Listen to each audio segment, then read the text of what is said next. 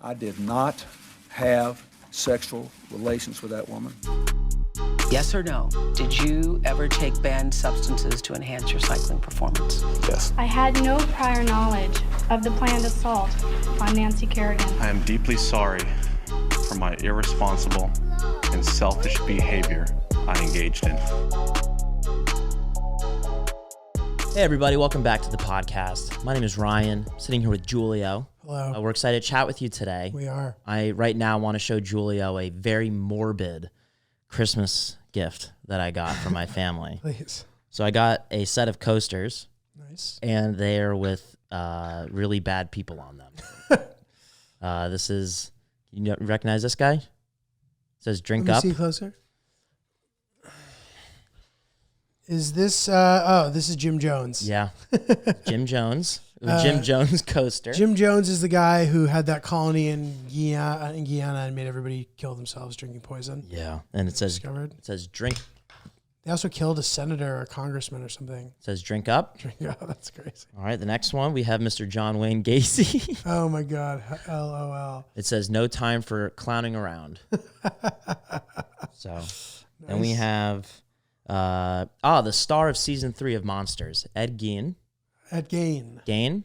The quote says, I don't always put on a happy face, but when I do, it is someone else's. That's a guy who inspired like 5 different horror movies. Really? Yeah.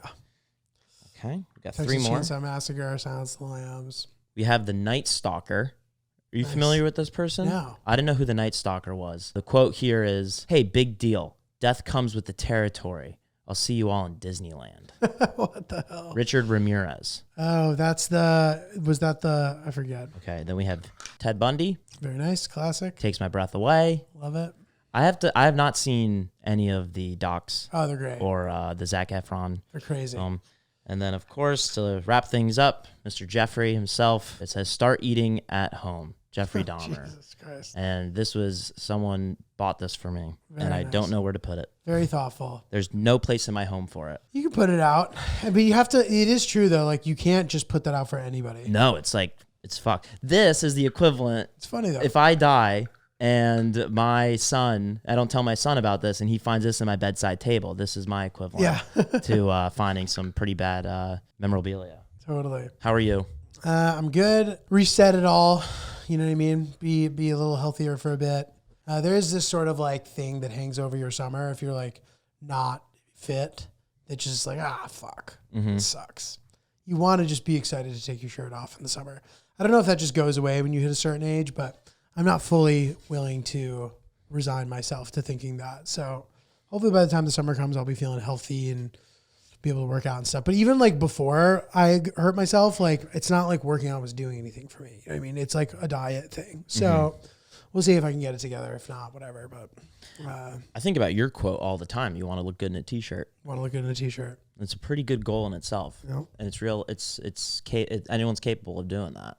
Which that line is in my special, which should be out at the beginning of March.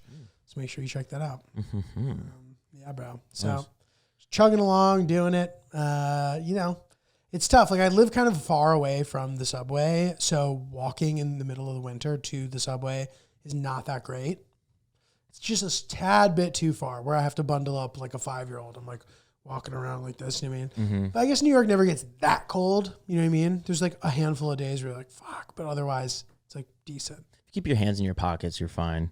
Yeah. I have to suspend my city bike riding into Manhattan because even if I'm wearing gloves, the cold is multiplied by 4 or 5. Yeah, you when need you're like going a up. face covering. You need like what the delivery guys have. Yeah, you need that stuff. And yeah, they have the handlebars with the little They have the handlebars. pillow pockets in there. They have the like head. They wear like a shiesty. They wear a shiesty. You need like a good shiesty too. I've actually started buying some winter gear because since we're going to be in Alaska and I want to be outside for a portion of that shoot, I've started buying little stuff that hopefully will help me. Like I have boots, and I can't help but think that these boots are going to be the boots that like the city guy wears the boots and like they don't do anything. Like they're Gore-Tex, they're this, and like my feet are going to be soaking wet, and the other dudes are going to be wearing like $4 plastic boots. You know what I mean? So we'll see. But I bought like a neck warmer, which I think is going to go like a really long way. You literally just put it on over your neck, Mm-hmm. which to me, like, will keep me warmer than even a hat will. I intend to wear a hat in Alaska, but like around here, you know what I mean? Like that is always the one place where if my jacket isn't zipped all the way to the top, you know what I mean? Yeah, the air it finds holes. There's holes, but if you Exactly. you're plugging your holes. And it's just windy in the city a lot of the time, and especially here. And I remember Boston, dude, was crazy. Like there was always all these wind tunnels where like you'd walk and you'd go, so you know what's up. Yeah, dude, we're doing. Victoria got me bad at Crate and Barrel. We're working on our registry, and so we were, asking for people to assist us with certain things. Victoria's doing a lot of the talking. She's asking a lot of the questions, and I'm making eye contact and agreeing with. To you or to the associates? To the associates. She's talking to the associates. She's asking the questions. And I'm there for support and for, just giving like, yeah, I like the way that looks. Yeah, that looks good for me. I'm glad I'm there and doing that, but she's the one that's in charge of it. And we were waiting for someone to help us out with the knives. Victoria had questions about the knives and she was eating a couple of Triscuits. So the lady turned and looked at her and I see Victoria, she has food in her mouth and Victoria's like, And I didn't like that because I was like, that's rude. I was like, Victoria, from what I saw, I thought it was rude. And I said to Victoria, before, the lady was like, I'll be right there in a minute. And then when I thought it was rude. So I went to Victoria. I was like, hey, like, don't shoo people over. Don't snap. She didn't snap, but I was like, don't snap, shoo. It gave off snapping energy. And I was like, don't do that. It's kind of rude. And she was like, no, you didn't see the eye contact. Like, it was fine. It was totally fine to do that. She like saw there was food in my mouth. And I was like, I know, but just like in general, just don't. The polite police. Just don't. I was like, please don't do that. That's like my two big things is let's not talk about money and let's not talk about like getting people's attention without saying excuse me. And so when I said that to her, she was like, okay. And then the lady walks over and she's like, hi, you guys have questions about the knives? And Victoria went mute. And Victoria looked at me and she's like, and I had no idea what to ask. I was like, yeah, we're looking for we want to, we're getting married and like, so for like the register, like we want like, we were looking to like upgrade our knives. Like this was retaliatory, obviously. Oh, 100%. I was like, we need knives and like maybe like a knife block. But like also just like knives. This I was a lot of hand motion, a lot of knives. Victoria's standing there watching me just absolutely bomb with this woman, and the lady's looking at me because I'm not really saying anything, and I'm like pointing to the steak knives and like the chef knife and a cooking block, and I really gave her no answer. And then Victoria's like, she's like, hi, we don't need a knife block. We just need some steak knives. And we'd love your opinion on that. And it made me feel so small. And then you were like, Victoria, that's not very polite to include the associate in your little joke.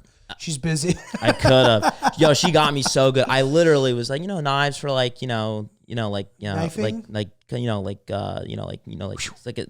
not too sharp, but could protect and cut steaks and stuff like that. But like when we're just like under my bed when I go to bed. Yeah, we're working on like trying to like get like just like sets of knives. Like if you're helping us, would be getting us a chance to look at the knives would be great.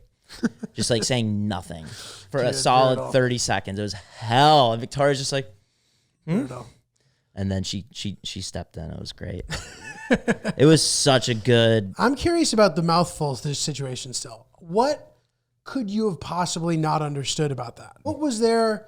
Like the woman was like, does that mean that the salesperson was like, and Victoria's like, is that sort of what was implied as opposed to her being like, I think it was the first. It was the first one. Yeah. Okay. But still, I didn't see the woman. She caught Victoria the sale off guard. assistant's. I didn't see her reaction. All I saw was Vic doing this to somebody. She's like, like she like what Victoria wasn't expecting the woman to give her. She wasn't expecting the woman to look at her, and then she did while she was mid chew. And was like, and so I didn't see the full story. And she's like, I knew what I was doing. I was not being rude. Made me feel small. Made me feel really small. It did happen. Because I had no idea what we were doing there. I was like, we just finished working on the plates. That was a big deal. Figuring out our plate collection. Did you figure it out? We figured it out. We figured it out together. And all registry stuff, obviously. Yeah, my brain was exhausted. So when we got to the knives, it was she she got me. So guys, we all take supplements, or at least we all know that we should.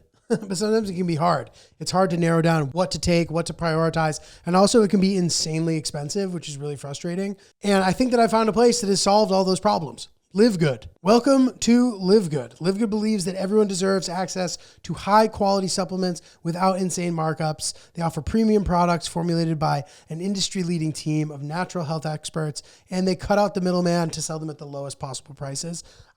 So I got this amazing CBD cream that I've been using, which is really helpful for me with my neck. And I have this like thing going off my leg too, unfortunately. This is great stuff, as good as any CBD cream that I've ever used. And I also love these energy and focus patches that I bought. You just patch those on? Yeah, you just throw it on your wrist and it just like really gives you some pep in your step for the day. But they have everything. So like literally any sort of wellness product or supplement that you could kind of basically imagine, they will have it on the website. Definitely highly recommend going and doing a deep dive there. One thing that they have that I'm really excited about is their organic plant-based protein. Okay, as someone that is a dairy-free person, it's nice to have access to high-quality ingredients at an affordable price. And if you're into whey, there's a way for you to get protein from them too, because they have every kind of protein that you could be looking for. They basically have everything you can need. And I know for me, like my goals are basically rehabilitative. You know, I'm trying to make my neck feel better, get my hip kind of working properly, along with just kind of promoting healthy habits. So the CBD cream has been great. Also, the energy and focus stuff is always something that I'm interested in. But Live Good is your one-stop shop for any of that stuff. Ready to make the switch and start saving? We'll make it even easier for you. Use our link and you can save an additional 10% off your first order on top of the already lowest prices. Just go to livegood.com/oops to save 10% on your first order. That's livegood.com/oops. Don't miss out on this opportunity to invest in your health without overspending. All right, Lynch, I have completed the Prolon 5-day fasting program. All hail thy Prolon graduate. I feel great. I feel very accomplished. I feel solid. I also just feel like I've reset my like stomach and my mind. Like, I don't feel the same way that I used to about things that I would crave, which is a really nice place to be in. Especially I need to use a lot of brain power this year, more so than I've felt in the past. So I'm just really excited about it. So people had a couple questions after our last reads. So let me kind of fill in the cracks here. This is basically how you sign up. You purchase the Prolon 5-day kit, and then you immediately get free access to the January fasting challenge. Groups start every Sunday in January, so you're not too late to start on that. And you can start whenever it works for you. Like I actually had the box with me for a while, and I was like, all right, well, I'm not ready. Just store it in kind of like a cool place. It doesn't even need to go in the fridge, honestly. Like just put it in the cabinet, and that'll be good. And whenever you're ready to start, you can start. It includes, like I was saying before, the coach-led fast with the expert support, which helps you stay motivated, get the guidance from the community, which is all really good stuff, and daily coaching and Q&A. Anyway, it's a great program, and it's a really solid way to, like they call it the fasting mimicking diet, basically a diet that is completely mimicking what it would be like if you didn't eat it all for 5 days, but in a way that's way more tolerable, way easier. I didn't feel hangry once the entire time, which I was not anticipating. It was actually not that hard, which I think is how it's designed. It's designed so that we, the normal people who don't have crazy self-control or crazy discipline, can get through an intensive program like this. And I had obligations, I had shows, I had stuff to do, and it just wasn't that tough to get through it. So highly recommend what Prolon Nutra is doing. Get on that Prolon 5-day plan now. Boom, boom. Ready to make 2025 your healthiest year yet? Order your Prolon 5-day kit at prolonlife.com/oops and join in on their fasting challenge today. New groups start every Sunday in January. Plus, Prolon is offering Oops the Podcast listeners 15% off their 5-day nutrition program for your post-holiday glow-up when you go to prolonlife.com/oops. That's PROLON life.com/oops. If Jeffrey Bezos, when he was starting Amazon, if there were like cameras hidden around the entire room recording his day-to-day, how much do you think that would be worth to get your hands on? I don't think it would be that helpful. And I'll tell you why. He has like an investment banking background. So like he understood sort of this like running a company and numbers like in a way that like the average person doesn't. And then he had this idea about how Amazon was going to become what it was. He had this vision. So basically, and you know, I'm paraphrasing and oversimplifying it to some degree, but basically he was like, to his investors, he's like, you're not going to make money for a long time because we are going to outspend and like crush all the competition. And eventually you're going to make a ton of money. So like, I think that that's like the gist. And then it's like him just like grinding, and it's a combination. You'd be watching a combination of things that you can't do. Mm-hmm. Problem solving. He has this foundation of knowledge. He has a high level of education. He's obviously very smart. I think he went to Princeton or something. He went to some Ivy League school. Like, this guy's just like an ace in the hole. And he's like a perfect storm of all the things that you might need to do what he ended up doing, with some X factor, with some luck, with this and that. So I think watching 10 years of him just like working really hard every day would give you nothing. Mm-hmm. You'd need a new brain. Yeah. I think people would buy it though. For sure. Expecting to be able to do the things that you said that most people And maybe, couldn't do. look, and maybe there would be some value to be extracted, especially from people who are already operating on a high level, or whose brains work that way. You know what I mean? Mm-hmm. Who are like trying to start businesses, this and that. Like, it's like a perspective shift that not everybody can have. There's also a massive like risk-taking element to it, where like you are like putting your fucking ass on the line. Like, why do that to yourself? Like, why not just go have a good job where like you get to turn off your phone on vacation? You can log out of Slack. You know what I mean? Like, this is like a different kind of life that you're going to live. And if it works out, you become fucking rich and famous and powerful, and it's awesome. Mm-hmm. But I'm not sure that even if you had the exact playbook of what to do, I don't think it would have any value to 99% of people, including me. We can move on, but I wrote this down right before I went to bed. I was like, I can't forget this. And I'm looking at it now through my notes app, and it's really stupid. I wrote down, I said, Tony Hawk could probably give really long blowjobs with comfort and ease. What? I said, You high? No. I said, he's not gay, but he has the best knees in the whole wide world. Top 10 most durable knees in the world, no doubt. I saw a video of him doing an ad, and he was skateboarding, and he's old, and he's got great knees. So I just thought that he could handle being down there for a long time. Well, dude, he always wears like knee pads and stuff when he's doing those big air tricks, right? Yeah. Man is only as good as the tools that he has. Yeah. And that he knows how to use. Yeah, he was dropping into a bowl. Did you have a skater phase? No. No? I played Tony Hawk. And my friends had skateboards, and like, I think I learned how to ollie, and then I learned how to do a pop shove it. Pop shove it. But I never could do a kick flip, and I never tried that hard to learn. So that was it. Did Yeah. you? Yeah, I had a solid 5 or 6 year stint with it. I was too afraid to drop into the bowl because I attempted once and completely Crack just your skull. full throttle, just like flew to the floor. And that's just scared the hell out of me. But I could do a kick flip, I could do a pop shove it, and I could do a 180. It was like a hybrid kick flip / pop shove it. I forget what it was called, but I couldn't do an ollie. Interesting. Couldn't do an ollie. I didn't know how to get up. But the kick flip, you can just kick it, and it'll rotate fast enough without needing much air. Yeah. I loved skateboarding. I could kick the kick flip I could make the board move, but I couldn't like land on it. Yeah. I used to rollerblade, but that doesn't count. That's not like really a true skater phase. Would you do tricks with it, or But like, they're stupid. What kind of tricks? Jumping off of the steps. And touch your foot? Yes, basically. I make my dad be like, Dad, film. And like, my brother was like younger than me and way cuter. I like watch it. I'm like cringing at my like annoying self. I'm like 10. I'm like, Dad. Oh no, you can't cringe at yourself. You got to embrace that. Rollerblading. Did you have any ramps or any like a box rail or anything? No, didn't have shit. You just Dad's like, this is gonna suck as he's watching you. Rollerblading. Nah, I don't know if it was like this then too, but it's like pretty zesty too, dude. Yeah. Rollerblading. There's a big birthday party venue for us. Of the roller rink. The roller rink growing up. They always did this thing where, because I went to so many before I had my birthday party there, they would make an announcement saying, all right, anybody that's celebrating their birthday, come out onto the rink. Everybody else, get off. And historically, when the birthday people would go around, it's probably 3 or 4 birthday parties at the roller rink, all the friends would line up around the perimeter of the rink and give their birthday buddy high fives and praise.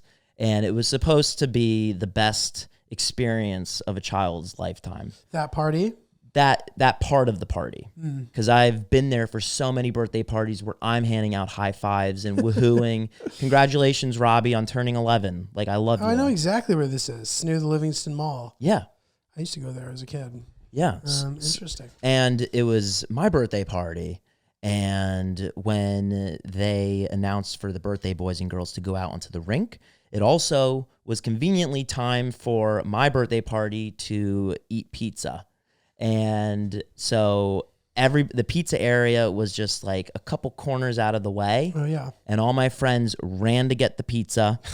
And none of my friends came to give me high fives during my special that's birthday. sad moment. And it was... You sad?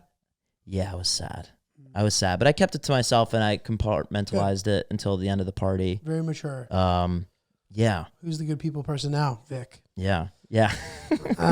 Interesting. Dude. That was tough. But the reason why I bring that up is because it is zesty. And there was always one guy came by himself and he was just in his own 80s film, just hand behind the back, just doing 180s, just doing it all by himself. And we were kids were just laughing and being mean and pointing and trying to follow him. He didn't give a fuck. This guy had more confidence than anybody in the world. And it is a very zesty activity. Very zesty. But, everyone needs a little zest. Yeah, dude, it was fun to have there's certain birthday party spots, and we didn't have any of them that close to me. So I didn't get to go to these places that much, but any place that had a ton of trampolines or go-karts or indoor soccer, any big facility for fun was the sickest thing ever to go to. I think I had an indoor soccer birthday party. Dude, this is a complete right turn, but this is something funny that I wanted to remember to tell you. In Florida, we were talking to these guys who had gun. One guy had a concealed carry permit or whatever, had a gun literally on his hip. Mm-hmm. These guys were talking about guns, and I was hanging with these guys. I didn't overhear this. So the one dude was telling me, he's like, oh, I have an AR, and the other guy's like, oh yeah, I have an AR too. And I'm like, gee, crazy. People don't have guns like that up here. But the one dude told a pretty funny story. He's like, sometimes there'll be raccoons in my backyard or some sort of animal that's not supposed to be there or whatever, that are eating shit, and you can kill them. It's fine. And my daughter will tell me they're back there. He goes, but I don't want to go in the backyard with an AR in my suburban neighborhood. So I throw a silencer on it and I go in my backyard and I'm just like, pew, pew, pew. This dude's in his backyard with an AR-15 killing raccoons. And we go, that's ridiculous, dude. That's such a ridiculous image. What was everyone very agreeable? That's everyone what was just laughing at it. It was funny. Everyone was ha ha ha. And yeah. I always wonder if you were to ask people who are gun owners about problems with guns, what they would say. I don't know for sure. And I didn't want to bring that up because I didn't want to seem judgy. I was on their turf. I wasn't going to start being so how do you feel about all the shootings that happen? Mm-hmm. Because to me, that is a valid question. And I don't have any sort of connection to guns, so I don't care. Yeah. But I'm just curious what they would say. And I'm sure what they would say is, a couple sore thumbs ruined for everybody or whatever. A couple bad actors ruined it for everybody. Mm-hmm. And they'd probably be a crazy guy like that shouldn't be able to buy a gun. You know what I mean? Mm-hmm. And I just wonder how crazy people continue to get them. But maybe it's a problem I wonder if that problem is even solvable if there are just guns around. And it seems like people really love their guns here. Yeah. It might be tough to convince people not to have them. Yeah. It's interesting with, even the big guns, you can always trace them or you can find out typically where the root source was, but the Luigi situation, he 3D printed his gun. I know. And that's interesting because that's untraceable. Crazy. And to make it's just crazy that you can print out all the pieces to make a weapon like that. Yeah, that's crazy. With a recoil and everything. That reminds me of, you ever see the movie In the Line of Fire? No. It's a good one. It's Clint Eastwood, John Malkovich. And John Malkovich makes a gun, which he's able to sneak in to try to shoot the president, basically. Oh, cool. Pretty standard scenario. Lynch, it is cold out there. Burr. And I'm just grateful that I have my MeUndies, dude. You wearing them right now? I am. And then you got your special... I got a bunch of these. This is my go-to pair, the black boxer brief. It's amazing the way that it temperature regulates. Yeah. This is the same pair of underwear that I wear during the summer. I don't understand how it's even possible that it can be this warm during the winter and this accommodating. But it's almost as if there is a thermostat in my pants that I never have to touch. It's kind of like a metaphor for getting with the times, because whether it's cold outside or whether it's too hot outside, this underwear adapts to its environment. Totally, dude. And it makes itself relevant and necessary no matter what the circumstances. And that's something that any business person should be thinking about. When they're thinking about evolving into the next generation or finding a new product or service, think about how MeUndies is able to be there for you no matter the circumstance and always be desired by any and all clientele. Exactly. They have all styles, colors. They have stuff that's a little more fun, a little more spicy. They have the standard black. They have every cut, wear, and type you could ever want. Boxers, briefs. They have the nice little ball caddy if you're into that, giving yourself a little pop. But MeUndies is where it's at for all of your underwear needs at all times of the year. So this Valentine's Day, good things come in big packages at MeUndies. Get 20% off your first order plus free shipping at MeUndies.com/OopsPodcast. That's MeUndies.com/OopsPodcast for 20% off plus free shipping. MeUndies, comfort from the outside in. Were you in the Squid Game, the show? It's been out for a couple of weeks. I haven't watched it yet, but I want to and I intend to. Have you started watching it? I watched the first episode before I went to bed last night. How is it? Awesome first episode. So Yeah, I'm I was excited to hanging bang with it out. I was hanging with some people, and I mentioned that I was excited to watch it, and somebody's like, "Oh, I heard like the critics said it was bad." I'm like, and this was like right when it came out. I'm like, the critics have already spoken. Like, didn't it just come out? I'm like, yeah. Like, I guess they just are saying it's bad. And I was like, what the fuck? I hated that. I was like, what? What, the critics hating it, or the fact that he said, "Oh, I heard it's bad"? I don't know if what they were saying even has like, it's not the type of person who would like be that on top of that in theory, but it was also a very smart person. So maybe they would, but I was kind of like, I was like, I'm just going to ignore that Yeah. and still go and try to watch it. There's some shows that I'll watch regardless of the critic review. Joker 2, I've heard such horrible things about it. Have you seen it? I didn't watch it because of that. And it's the first time that like something that I've been looking forward to, like crazy. I remember when they announced it like 2 years ago, like they said like it was a photo of the script and it was like Lady Gaga, Joaquin Phoenix. And I was like, holy shit, this is going to be weird. This is a risk. It's going to be awesome. I'm so excited to see it. And I remember I was like 2024, that's really far away, but you know, whatever, I'm game. And then when the movie came out, everyone said such horrible things about it. It like turned me off. I was like, wow, if everyone really doesn't like it, I don't even know if I'm going to watch it. I'm going to watch it. I was just shocked You haven't watched it yet? I'm just shocked that I didn't go to the theater to see it. It was You have not watched it? No. I mean, Tim Dillon, who was in the movie, said said it's the worst movie ever made, which is hilarious. And also like savage. I can't imagine being in a movie and like working with their director and then like going and saying that. I mean, bro, like he's big time. He doesn't need that movie. You know what I mean, good for him. Yeah. I just watched King of Comedy, Robert De Niro, a couple days ago, and Joker is heavily inspired off that movie. Interesting. And they've said that in the past. That's why I went back and watched it. Very, very similar. Is it old? Yeah, 1983. Young De Niro. Interesting. It was really good. It was really good. Young Scorsese movie. He's just like a guy who snaps. No, he's without spoiling much, he's a comedian that becomes obsessed with a late night show host and does whatever he can to get on the late night show to perform. He's not Joker violent but he is a little insane. And so The Joker's a good movie. I love The Joker. Good movie. It was one of the last movies that I walked out of the theater really feeling. Just feeling. So I'm gonna watch Joker too, but it was shocking that the reviews for the first time really like influenced my decision to hold off on it. I'm gonna let you watch it for me and let me know what you think. Yeah. It's worth it. We have a pretty good email here that I want to read as well. Well, by the way, before that though, I just watched Black Doves and I really liked it. Black Dove? It's sort of like it's like a show where you need to be willing to ignore glaring, obvious things that are wrong with it. But it reminds me of kind of like The Night Agent, or what was that other show with like the woman whose like husband dies and then it's a whole thing. Do you remember? It was like The Mayor of Easttown? No, that's a great show. These are like I haven't seen that one. I know these are sort of like cheap thrill shows. It's like action. The president, get the president on the line. Mm-hmm. But like this one's good. Fool Me Once. Remember that show? Fool Me Once. So it's like a show like that. So if you like that vibe of show, Black Doves is like a good version of that. I need to watch Slow Horses still. Which I've heard is the best of all of those. That one snuck on my radar. And then Severance just came out. Season 2? Season 2. I'm really I excited like about that show. Yeah, I need to watch that. I didn't love it, but I liked it enough that I'll watch season 2. Okay, this email is titled Lessons in Love. Hey, Oops Pod. Quick question from my honeymoon. Congratulations. Congrats. My wife and I just got back from ours, and we had an interesting interaction with our resort's tennis instructor. We were interested in signing... That sounds weird initially, right? We were interested in signing up for an introductory tennis lesson, and we asked the front desk for the class schedule. We were told that we could do a private lesson for 100 or a small group class for 60.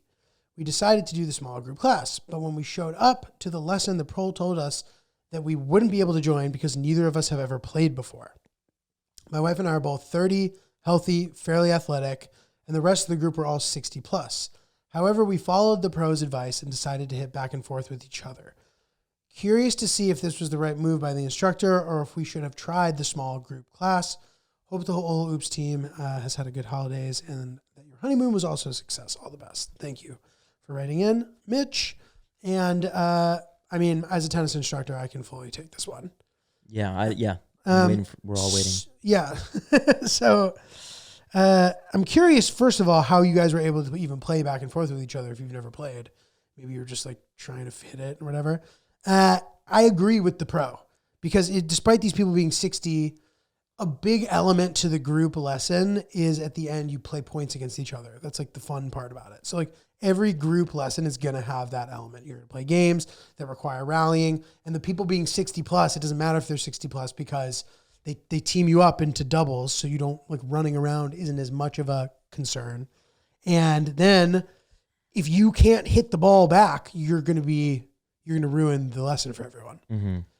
Even if you can kind of hit it back, like if you can't hit a rally ball, like the whole lesson isn't just going to be specific instruction. It'll be like, all right, like let's do some forehands. So everybody starts hitting forehands. The pro will call you up and be like, all right, remember for the grip, you need to do this. Like this is important. The reason why you missed that long is because you did this. So you need to do this. And remember, brush up over the ball, which Hillary hates me hearing me say because when I tried to give her a tennis lesson, I just kept saying that. And she's like, I don't know what you're talking about. But yeah, there's an element to the group lesson that requires hitting back and forth to be possible. Now, the front desk person should have been able to tell you that before the pro had to. Because it's disappointing to sign up and then show up and the pro be like, hey, listen. Now, is there a world where the pro is a good enough pro that he can handle that situation? Maybe. There is a world where you can all kind of do the strokes and do the hitting and you know, he maybe quickly can tinker with your strokes and teach you. And then the final 25 minutes of the lesson, he lets the people play a game to 21 against each other while he kind of handholds you and continues to teach you. But part of the best thing of the lesson is that the pro live feeds to you. So like if I'm 60 and I'm okay at tennis, like, and I'm hitting the ball to Lynch, who's also okay at tennis, I don't know how to grip the racket properly, or I don't have enough control with the racket to feed the balls properly to Lynch. So now it's not going to be as fun because when I hit the ball to you, I'm not feeding it to you right. So now it's harder for you to hit it and the rallies just aren't going to be as good. The tennis pro knows how to hit the ball to you to let you have the best possible experience, which is why I have friends who tell me how good they are and how well they played and like talking to me like they think they can like compete with me. And I'm like, let's see how well you're hitting the ball when I'm hitting like heavy topspin near backhand in the corner of the court. You're not even going to be able to get there, and you're going to hit the ball over the fence and be like, it's funny, last week I was playing so well. So that's the answer there. Yeah, I'm just picturing these fine people showing up and going to hit a volley thinking they're about to hit it perfectly, and it just like skyrockets to the left and out of the cage. Like it just... that would ruin the experience for everybody. And you would not like the way you feel if you accidentally really hit a ball out of the way. Yeah, like the fact that these are young people, like tennis is such a technical game. It doesn't matter if you're like in way better shape than these people. It doesn't matter at all. Yeah. And I'm not making just to pedal back. I'm not saying that you guys are thinking that you're better than everyone. You just said that you're athletic and competent. I get why they don't get it. Yeah. But just if you make one bad swing like that, everyone's gonna not be rooting for you. Well, one bad swing, fine, but the entire lesson is going to be them doing that. Yeah, they just don't know what they're doing. So and there's not enough time to show them what they're doing enough to make it so the lesson isn't completely about them the whole time. pretty much impossible. Now, Yeah. I will say this, like, granted, you're young and athletic and in shape and whatever. Maybe after like a couple weeks of lessons, you could get to a point where you could actually beat these 60-year-olds if you were to play them in singles or even in doubles, just because you can get it back and you can run shots down. You know what I mean? So there's some value to what they are thinking, but it's wrong. So shout out to the tennis pro for having to deal with that shitty situation. The front desk person is the one at fault. Yes. Gucci. Anyway, Oops Podcast. Come check me out on the road. I got Anchorage. I got Charlotte, DC, Portsmouth, New Hampshire, Providence, Rhode Island, Fort Wayne, Indiana, Chicago, Illinois, all at notjulio.com. Oopspodcast@gmail.com. At Oops the Podcast, at Not Julio on YouTube. Subscribe to our YouTube channel. Subscribe to my YouTube channel, Lynchy. Check me out at Ron is Really Polite on all social for shows and content and any updates. And we'll talk to you guys later.